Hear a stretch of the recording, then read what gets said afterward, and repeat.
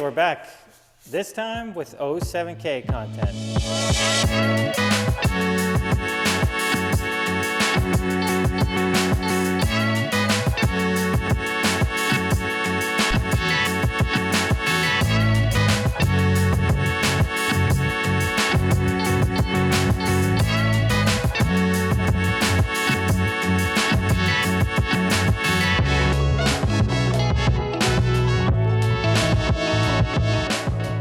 As you would see from the title of the video, this is a complete 2.55 cylinder teardown. Now, I do have this one specifically out of a Mark 6.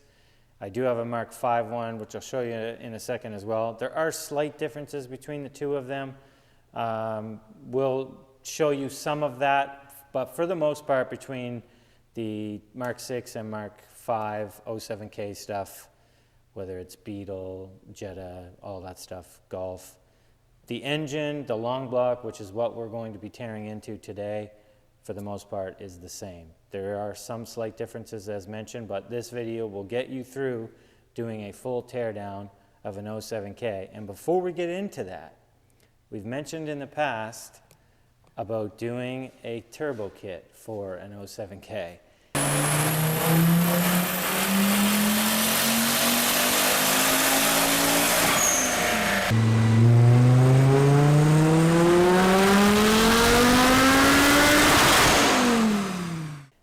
We haven't done that yet, but it is on the cards. As you can see, this is my mock-up engine. This one specifically is out of a Mark 5. We have the spa intake and exhaust manifold and a turbo. This is going in the car later this afternoon, and we're going to start seeing what's possible. If it's going to be, I'm building one for myself no matter what. But in my setup, which will end up being this engine, is going to be a fully built engine. We'll probably cover some of that stuff as well. Rods, pistons, valve train, all that sort of stuff to make good horsepower in it. However, we want to try to make a turbo kit or see if it's possible to make a turbo kit cost effectively for this specific engine in a transverse mounted Golf, Jetta, Beetle, stuff like that. The Beetle, that'd be an exception because of fitment. I don't know how this stuff fits in a Beetle. A couple more things on the turbo setup. As mentioned, we're going to try to put something together, and we won't know, cost and all that stuff until we get into doing the fabrication. What my plans are is in my own car, we're going to use this setup to mock everything up and see what's going to be. Maybe we should be using a reverse rotation turbo. Who knows how it's all going to be. In my car, it's all-wheel drive specifically. Maybe this wastegate's not going to fit. There's a whole bunch of stuff that we're going to try to figure out. But eventually, with the built engine and everything that's going in my car, I'm going to have a TTRS intake manifold. There will definitely be some slight differences, billet valve cover, stuff like that. But we want to try to piece this together as much as we can, get it in the car, and see what it's going to take to build a kit for it, and see if it's something that we can make available to you guys. So if you're interested in a 2.5 kit, we're that much closer.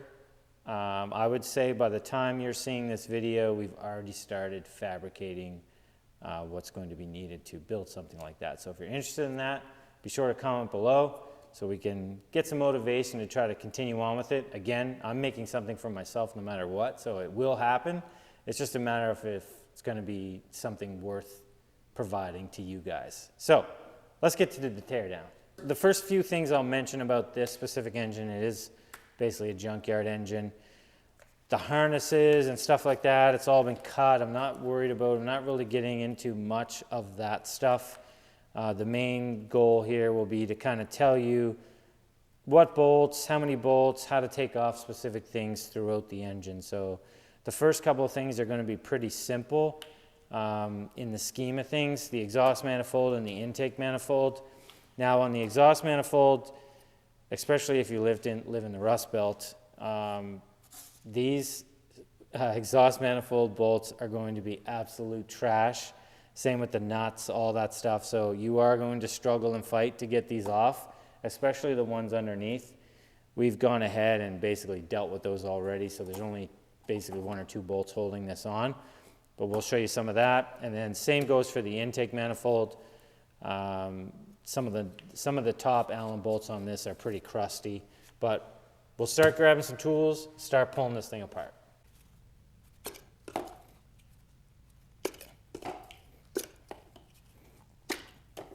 The heat shield is just clipped on, and there's a bolt down here at the bottom, and then the manifold obviously has a bunch of bolts on it. So the heat shield just comes off. O2 sensor, 22 mil, takes that out. These like to live in there permanently, so expect to struggle with those. And again, the manifold, when you get into taking one of these off, these like to be real crusty, and we've gone ahead and basically taken all the studs out and everything of this thing already. So manifold's coming off. Oh, stud came off on that one. So the fuel rail is just 2 Allens. Those are already out already. Fuel rail injector just pulls out like this. There's a bunch of O-rings in here. Make sure all the O-rings are out of it. Next, intake manifold.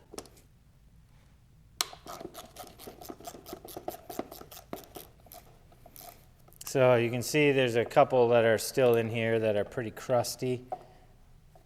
So we'll extract those couple out. The other, there's a handful of these under here, and there's 2 holes in the intake manifold where you need a very long Allen to be able to get down to these bolts. You might be able to reach up underneath, but you're definitely not going to be able to do that with this in the car. But you can see up underneath there the bolts that need to come out. So there's 5 Allens on the top and 4 on the bottom. And as mentioned, we just need a long Allen to go through the intake manifold to take out the bottom 2 over here. And then aside from the 2 or the 3 that we got to extract, the intake manifold will be ready to come off. So we got 2 left. We're just using an extractor like that to extract around the outside of it, because these last 2 here are pretty crusty. Great success. This is going to be mainly more about the engine itself, the long block, but the PCV has to be disconnected from the valve cover.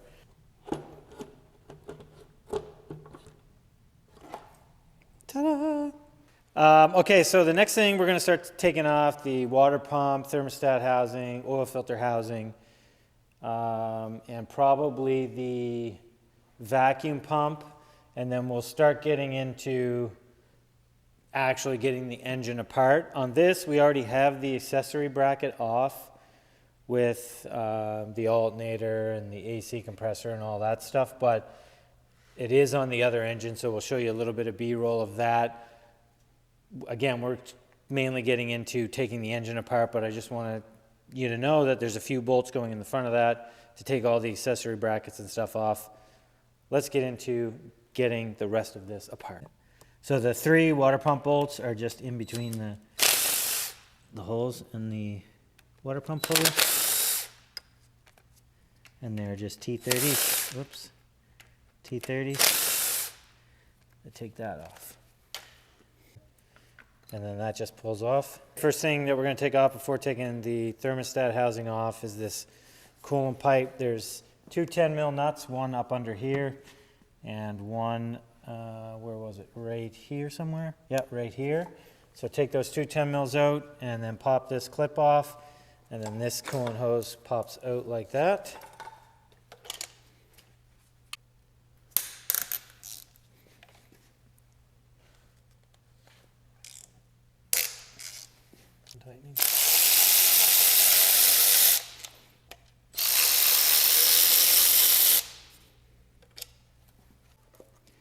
Okay, so we took the 2 bolts out of the thermostat housing. This is basically kind of stuck in there. There's a big O-ring in there. This one was really brittle and it broke apart when it came out. But that's the thermostat housing out of the way. Okay, oil filter housing. There's 5, I believe. We'll confirm that in a second. 5 10 millimeter 12 points.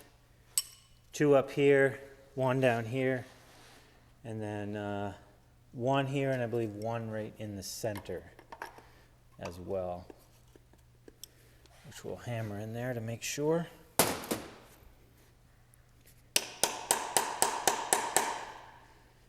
Lots of crud in there, so there we go. We'll get these off, and hopefully this pops off. There we go. Obviously there's O-rings there. And next up, coolant flange off the side of the head here. 2 10mm nuts. And then that should come off. O-ring in there as usual. And then we're going to take off the vacuum pump, which is 3 T30s. I believe it's 3.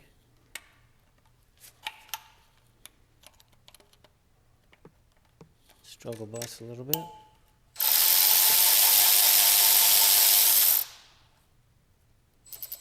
And for those that don't have an electric ratchet, you're living in the past.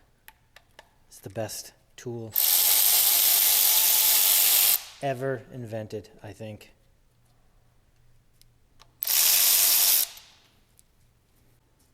So now that those are out, just wiggle that. Pull the vacuum pump off. We're going to be deleting that on the new setup. And take the O-ring off of that. So on the back of this engine, there's a plate. It's basically a block-off plate for secondary air. This engine doesn't have it, but I'll show you. We took it off of the other engine. So this went just like this. This just had a bracket holding on for the coolant lines. But the secondary air off the other engine looks like this. So you can see here, there'd be 2 bolt holes and there'd be a hole through here. This is what the secondary air looks like off of the earlier engine, just for reference. This one doesn't have it, but at least you can see what's needed to take that off. Next up, we're taking off the cam position sensor, T30. You see a common tool that's being used here. And this one, the cam solenoid is not a T30. It's just something that's full of dirt. So T30 for the crank position sensor, that just kind of wiggles out. And then it was a T20 for the cam solenoid. And again, that just kind of wiggles itself out. Next up, valve cover.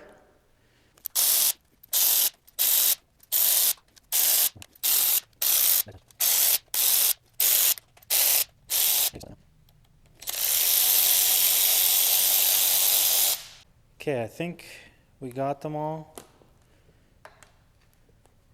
So all the valve cover screws are kind of captive to the valve cover itself, so you don't really got to worry about them flying around or flying down in the engine.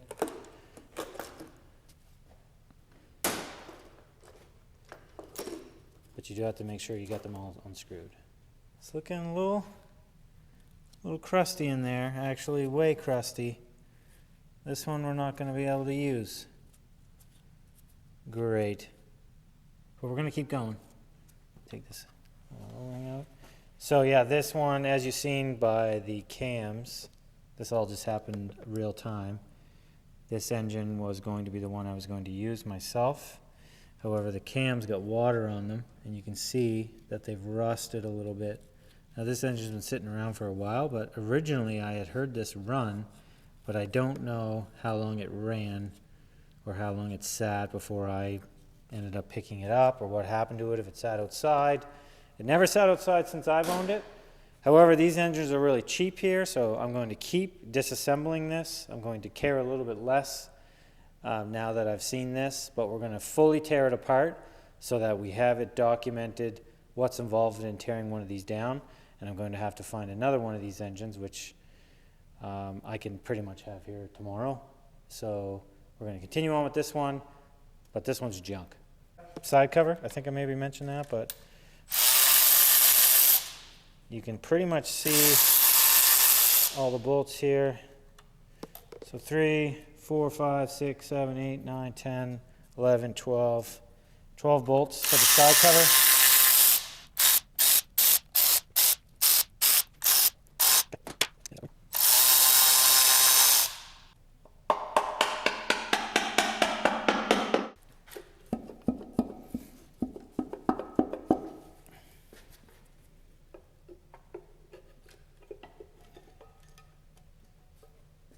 Next up, we're going to pull the cams out, and I just want to talk about timing a little bit. We're not showing you how to time this. If you're trying to tear one of these apart, then really you should have a manual to show you how to time it and take it apart correctly. I'm at the point with this engine where it's basically going in the garbage, and save myself a little bit of effort without setting up all the tools and all that stuff, but I will talk about a few things. There is a crank lock pin here, so this will get removed to be able to lock the crank at top dead center. To identify top dead center, there's a little tiny notch on the crank pulley right there, and there's a notch on the cover right here, so that would put you at top dead center. On the cams, if we go up top here, the cams, a locking bar goes across here, and you can see clearly there's two bolt holes that hold the cams in position, and there's a tensioner over here, one of the upper tensioners right here, that just needs to be compressed. So we're going to pull off the cam adjuster and the cam sprocket and the exhaust, and then pull the cam bridge off and get the cams out. And again, I'm going to do this fairly quickly because I don't really care about anything hitting anything or anything like that. Even though it's at top dead center right now, as we start taking the cams off, I'm just doing this for you guys as quick as I can.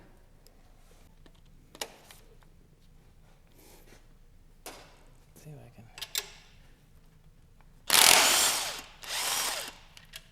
We got the exhaust cam sprocket off. We got the chain off. Now we're going to crack all the bolts for the cam bridge and get the cam bridge off so we can take the cams out, and then we're going to take the cylinder head off.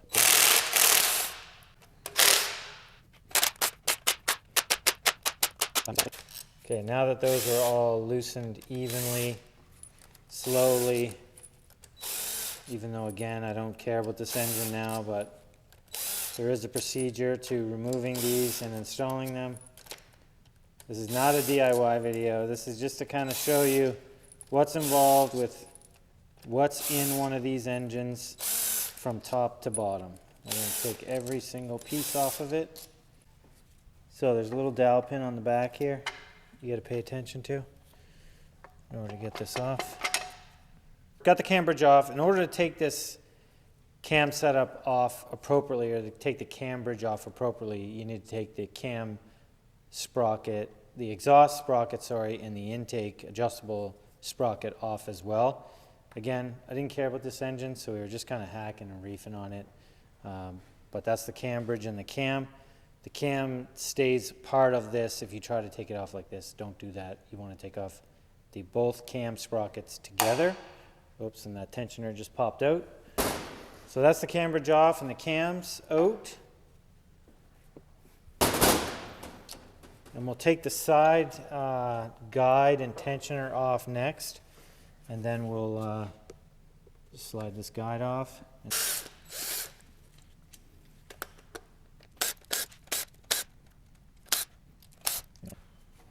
But we don't really care too much. The old C2 turbo kits, they came with a head spacer for this engine, and you, on top of doing the head spacer, you would have to space out the tensioner.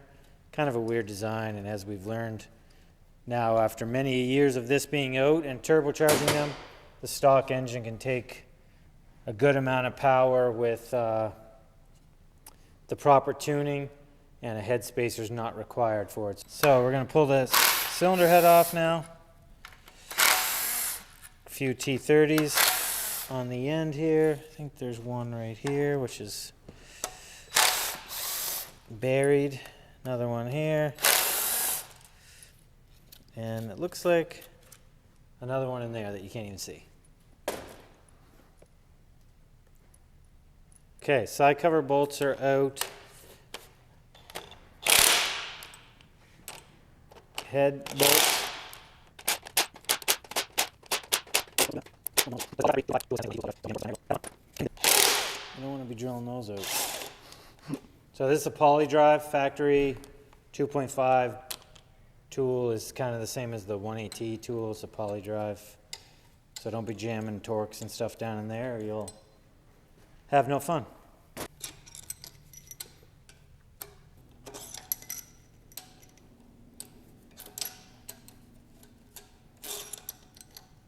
Okay.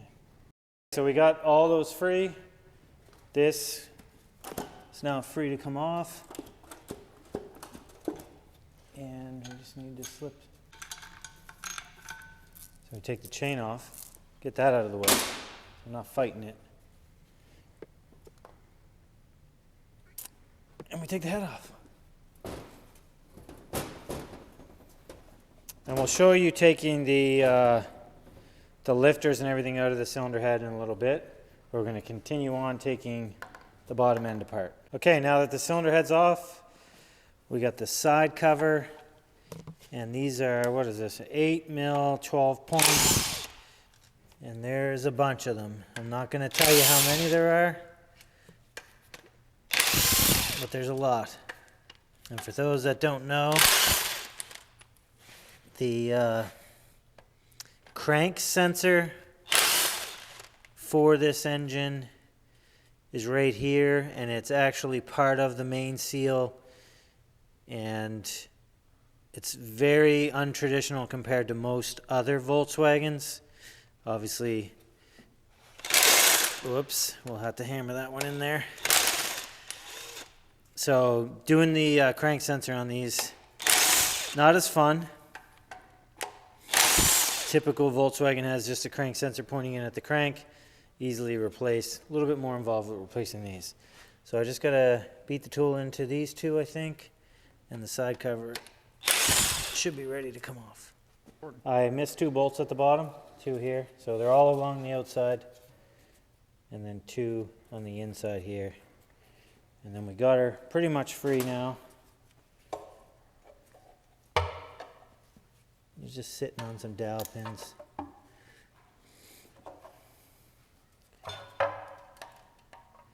Lots of sealant. Okay, so typically on most Volkswagens, as I mentioned about the crank sensor, there's a trigger wheel or a tone ring on the crank itself, and then a sensor usually goes in from the front of the block that will pick up on that trigger wheel or tone ring. On these, the crank sensor, as you would have seen before I took this off, I'm only doing this now because it was easier to just do it and show you once I took this side plate off. There's 2 4mm Allens that the actual sensor itself comes off with, and then the tone ring itself is basically sitting in here like this, so that the sensor is picking up the trigger from this piece right here. So a little bit unconventional comparison to a lot of Volkswagens, but it's just how they are on this. I think it was an afterthought, to be totally honest. But yeah, there's the crank sensor. And then this will be the trigger wheel or tone ring that it's picking up its signal from. So the side chain, I'm just going to pull a bunch of these guide rails off. I already got the tensions taken out of that.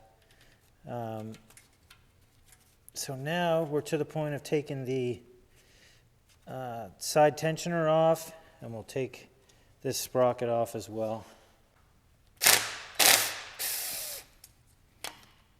So 3 T30s for this tensioner here. It's usually easier when you follow the instructions, but we're just hacking here today. I'm not getting that off. There we go, we got most of it off. Got it all off. Guide and chain. And that looks like 2 T30s to pull that off.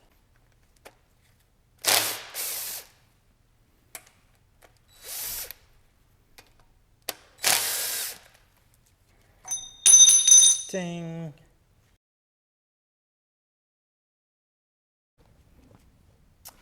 Okay, it's a new day and we got the turbo engine, the mock-up turbo engine in the all-wheel drive GTI, Golf R, whatever you want to call it.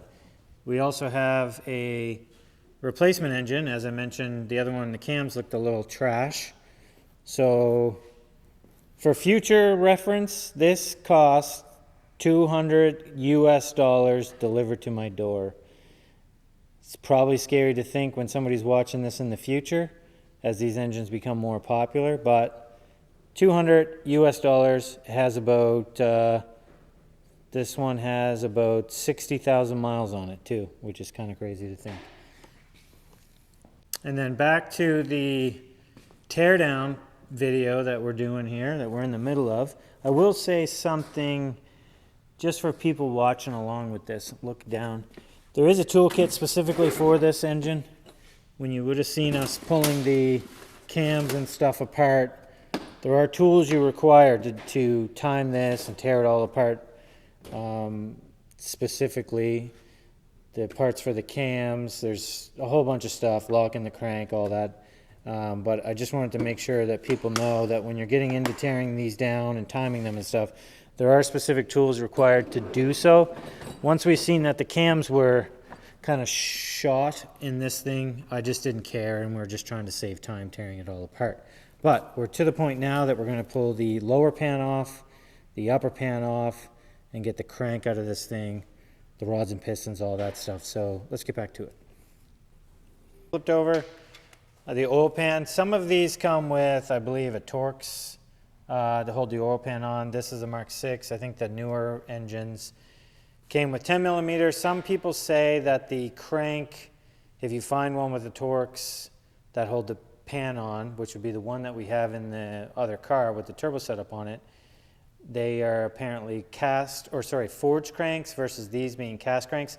I don't think that's definitively written in stone, but it's a good identifier of some of them that do come with forged cranks. Anyways, I'm done rambling. Time to take this off.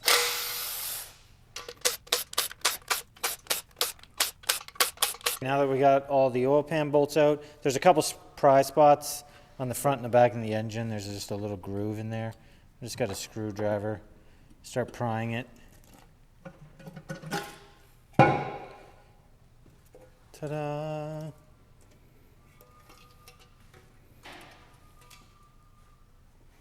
Okay, next up is the oil pickup tube. These are just 3 T30s that hold this on.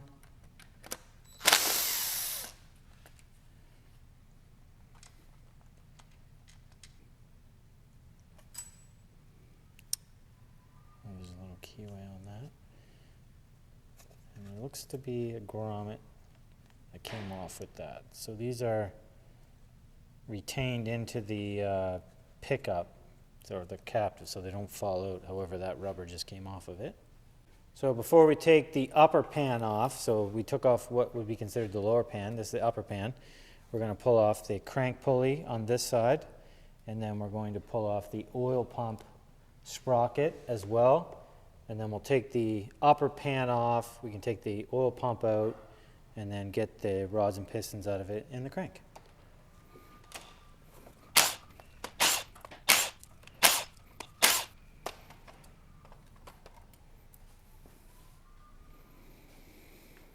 Going to work very well.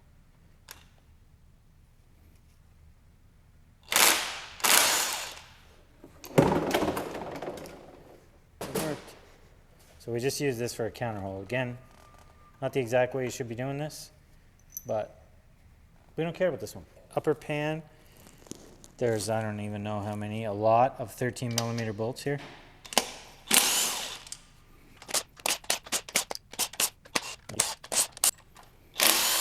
Those ones should have came out first, just so you know.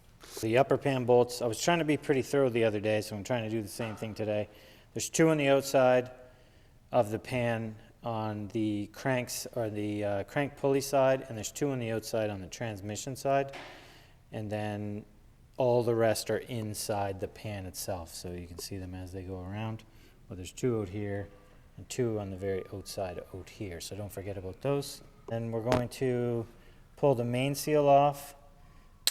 These ones are a little bit odd in comparison to most Volkswagens. This is a 5mm 12-point, which that one just rolled over if you just watched that live on video. So that one's going to have to be extracted. Stripped it instantly. So these are all cracking free. We'll pull this off. Okay, now that those are all cracked, pull these out. This one got hammered in there. Didn't strip out completely. Okay, we're just gonna pry this main seal off ever so gently. So to get the upper pan on, it's all sealed on. I just tapped on it a couple times with a hammer. Well, we weren't recording for that, but it only took 3 hits and it popped off. So now the upper pan's off. You can see, try not to pour oil everywhere.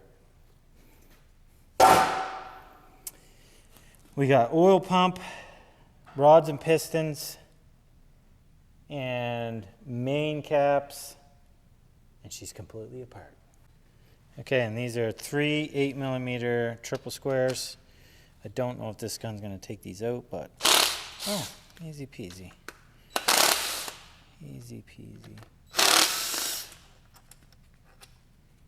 So oil pump is now out. So we're gonna take the rods and pistons out now. The rod bolts on these are an E-Torx, or I don't know what they're called. This is a, what is this? E10.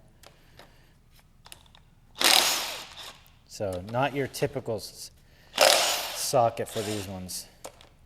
And I'm not going to take these off in any specific order. I'm going to take them out whatever's easiest. Whatever's pointing up.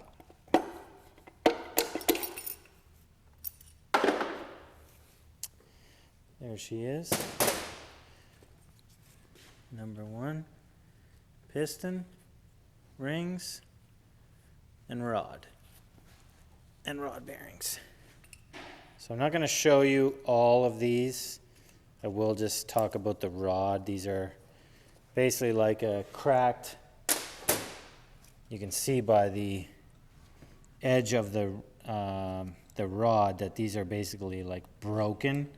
So they can only fit one way because they're literally built all as one, and then they're cracked so that they only fit one way. So we may take the pin off of one of these and take the rod and piston completely off for you guys just to show you. But I'm going to hammer out the rest of these so we can get the crank out. Oh yeah, I said we were going to take one of the pistons apart. We'll probably show you that towards the end. We'll get the crank out next. This is a, what size, a 10 mil? 12. 12.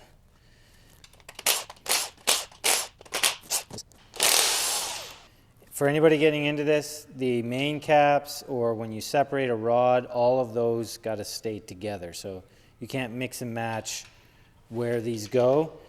They have to go back in the exact same spot. So if I was keeping this engine, I would ensure that everything is marked and going back in its exact home. I mean, they are already marked, but a better visual identification is always good. So just a paint marker or something on them, and so that they go back in their same home. So let's get the main caps off. So I got all the main caps knocked free. Take these out. That one might not be 100% yet.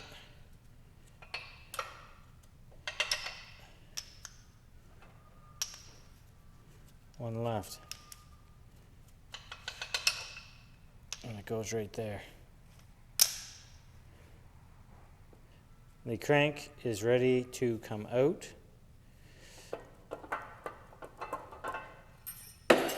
And you'll see there, those are the thrush washers that ride against the crank. I'll pick those up and show you. So this was the thrush washer that fell out. They just go right here and here on each side. All the main bearings are still in here. Push one of these out for you. Try to with my fingers. It's not going to happen. Oh, there we go. So yeah, these all just remove from there. Next thing, we'll take the oil squirters out. Before we get to taking the oil squirters out, I just wanted to talk about the cranks a little bit. I did mention earlier in the video that some of these engines come with a forged crank, some of them come with a cast crank. This specific one is a cast crank. The forged cranks have a visual parting line, or a forging line I should say, in the middle of the crank. For the average turbo build, you do not need to worry about going out and finding a forged crank. A cast crank is going to do more than enough for the average turbo setup. So, you know, with our turbo kit that we plan on putting together, you don't need to go out and find yourself a forged crank. The cast crank is going to really hold up well to most people's application. Now, if you're trying to make 700 to 1,000 horsepower, I would say yes, go out and find yourself a forged crank. In the engine that I'll be building for my car, I happen to have a forged crank, so yes, I'm doing rods and pistons and all that stuff. I'm going to put the forged crank in it. But for the typical setup, the cast Volkswagen crank is more than enough and will take most of you guys way further than you will ever plan to make in horsepower. So don't sweat it. The cast Volkswagen crank is going to be more than enough for the average turbo guy. The oil squirters on this one are 6mm Allen. Usually they're triple square. On most other Volkswagen engines, it's just a hodgepodge in this engine.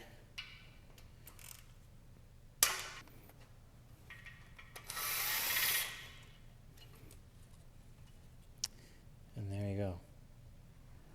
You can tell that how they control oil. There's a ball in there. Sends pressure up to the bottom side of the piston. One thing we didn't take out, just to get the block completely empty, is the dipstick. These aren't that fun to take in and out.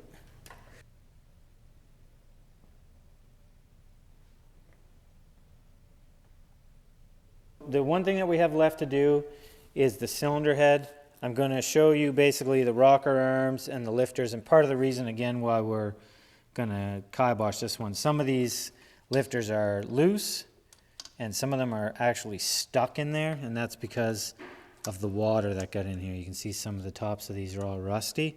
That's not really the point of this video, but I'm just kind of showing you that. So we're going to take out a couple of the lifters. So these are the lifter, hydraulic lifter and rocker arm all in one. They do come apart, but they're not sold like that. So these just pull out in a typical non-rusted setup. So, you know, there's 16 valves, there's 16 of these, or not 16 valves on this, I guess. This is a 20 valve because it's a 5-cylinder. And then we got the spring and the retainer and the retaining clips.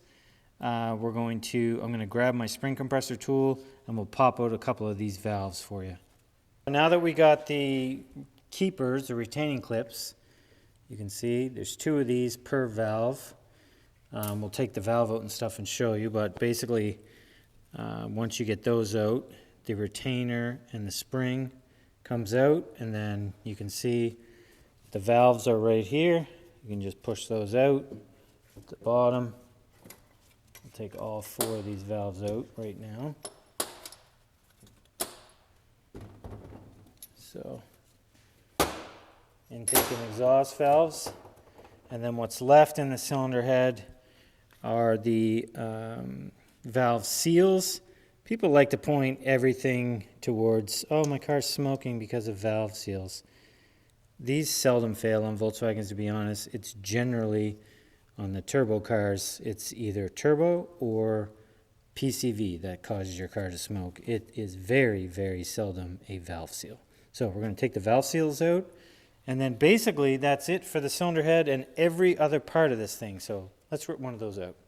The valve seals, we're just going to pull those off. There are specific tools for this, but generally speaking, you're not reusing these when you're taking them out. So any means that you can get these out, pair of vice grips, pair of good needle nose pliers, etc. Take these out. Oh, I ripped it in half. Oh no, I got it out. So there it is, completely out. And when you put new valve seals in, basically you just tap them on there. And then there's the valve guide itself. I'm not going to beat those out. You get the gist. If you're going to have machine work done and you want new valve guides, or they're beat out of it because you bent a bunch of valves, leave that to the machine shop. It's not generally something you're going to try to do in your home garage. And I think that pretty much covers the whole entire engine. Oh, one thing we forgot. One thing. Spark plug. And for those that have been following along for a long time, I have this spark plug tool that I bought off Amazon. I have it linked in pretty much all my videos. This thing has taken out a lot of spark plugs, and it's the exact same one. It's an, oops, sorry for the noise. It's an awesome tool, and it's cheap, and it works amazing. It's got a magnet on it, so you don't have to worry about ever leaving a plug down inside the cylinder head. Since we're basically to the point of taking every single thing apart off on this, we're going to take the rings off. And again, I don't really care about these in case I break them or anything like that. I'm not really worried about it. But these come off fairly easily. The oil ring comes off in multiple pieces actually on this one, which I'll show you guys in a second once I get it off. Basically, you got a compression ring, oil scraper, and then the oiling ring. And the oiling setup is in 3 separate pieces. We're not using any of this because I'm putting a set of aftermarket pistons in this. But we're going to pull the pin out, and that's what happens with those. They go flying all over the place. And we'll push the pin out. Try to. Might need a tool. Oh no, okay. And there you go. Rod, piston, pin, completely disassembled. Once again, like a complete idiot, I filmed the entire outro in slow motion, so I have to do it all again. But there you have it. The 07K 2.5 is completely tore apart. Hopefully this video helps guys out in the future, tearing these engines down. And I get calls about guys putting these things in Mustangs and Studebakers, you name it. I've had so many calls about what guys are swapping this engine into, which is really cool. So hopefully this helps guys in the future tear these things down. So as we've seen, we basically took every single nut and bolt off the engine.